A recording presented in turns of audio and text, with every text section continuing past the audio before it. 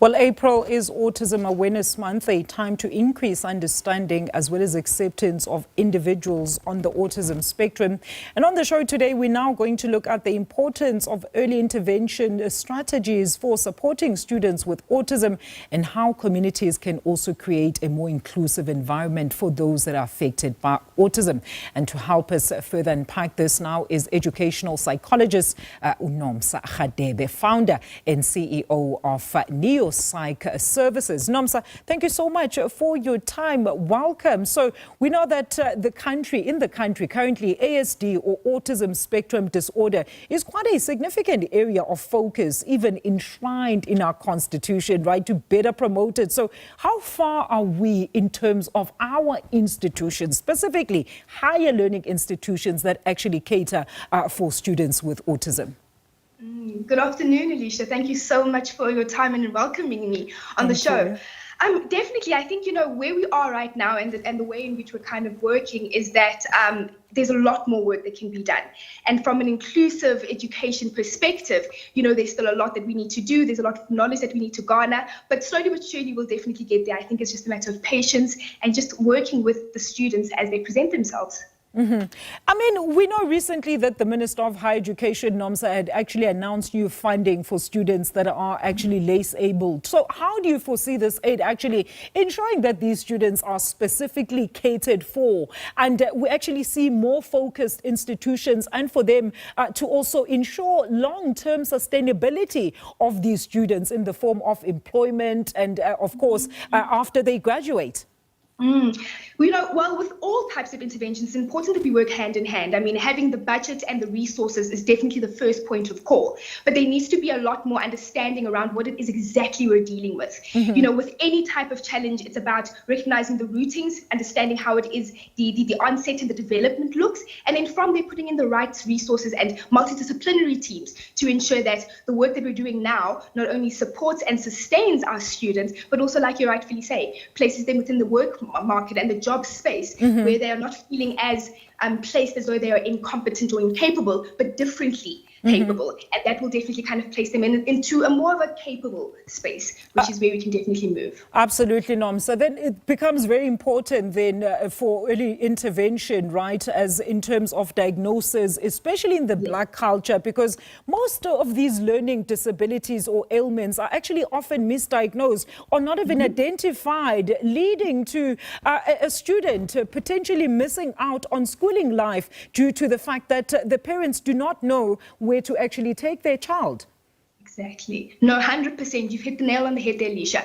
And what we often kind of do, especially within the Black communities, is that when we observe difference, we consider it to be a fault. We consider it to be something that is done to the child versus just a differential way of them presenting themselves. So, as you had rightfully mentioned, because autism is one of those spectrum disorders that come into presentation and awareness early on in a child's development, we have to be very acutely aware of how and in what ways our child is developing. One of the first things that we always notice is if there's a regression of the child's development. So as with every child, you go to the pediatrician every couple of months and you identify and recognize how it is they're moving from one stage to the next. So any and all parents, if at any point in time you recognize that your child was able to, for example, speak or participate socially, and the moment they move back, your first step is to go to your pediatrician and find out what and exactly how things have shifted and in what ways you can kind of place them in a better position to relearn, but more than anything to contain and compose them as they continue to grow. But Nomsa, let's say a normal teacher or if a parent has failed to actually see the signs of a child that could possibly suffer from autism, how could then a teacher or anybody that is in charge of that child's childhood development then take the necessary measures and steps to ensure that the child is actually afforded the necessary opportunities as well as care that they need in order to make them better perform as well as sustain themselves? Okay, so number one, it would definitely be just from understanding of social cues. So I think the identifier would be exactly what I mentioned a little bit earlier. So where a child is unable to participate socially within their environment, that should give us a signal. Okay, so what exactly is happening? From there, it needs to come from a perspective of education.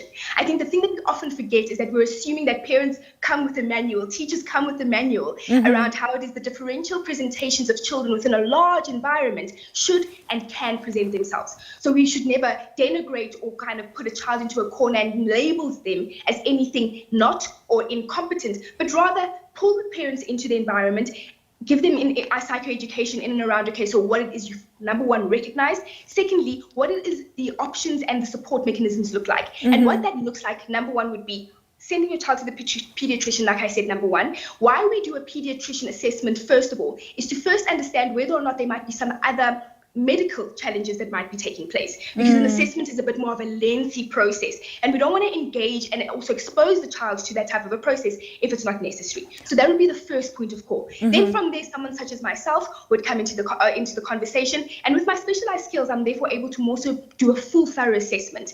Then from there, we starting with going into more interventionary processes, and the modalities there are things related to, you know, an occupational therapist, a speech pathologist. We have physiotherapists as well, who are part of the multidisciplinary team, and all of these different facets come together to equip the child as well as the parents, because again, the parent will be the one who is giving the child the capacities, the confidence, and the knowledge of how to perform in their bodies. They're a little bit different, they're a little bit kind of differential to everyone else within the classroom, and once the parent is equipped, the child will feel confident, will have capacities, and if that happens, then their social environment will be more willing and accepting of who they are, how they are, but more than anything, see them as capacitated and able to develop, versus sitting in a corner and not having any space to go beyond where they are right now. So Absolutely. We're educating parents, we're educating the social environment, and then before we know it, everyone will be on the same page. You know, you saw right, Nomsa, I saw a very moving story there. I think it's the first autism graduate who was actually being honored there,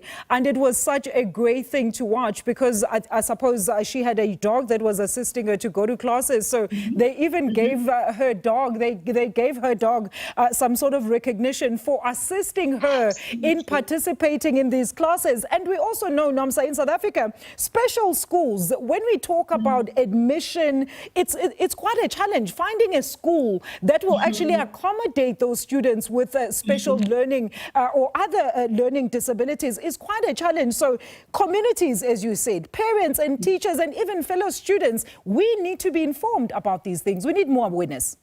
Absolutely, absolutely. And hence I was saying, you know, in as much as we have our ministers and just our greater, government institutions kind of giving more of the training and the knowledges, we have to be in a position of recognizing from a knowledge base, because knowledge is power. As cliche as it may sound, knowledge is really what kind of puts everyone into the best placement and footing. It's a conversation more than anything around, you know, equity versus equality. So we're placing people and capacitating them in the ways that are best suited for their functioning and their success, versus just placing it out there and hoping for the best. So absolutely, what you say is nose on the head. Absolutely. Nomsa, what a great conversation. Thank you so much for talking to us this afternoon. That is Nomsa Radebe. She's the founder and CEO of Neo-Psych Services. She's also an educational psychologist there, as of course we observe April as Autism Month.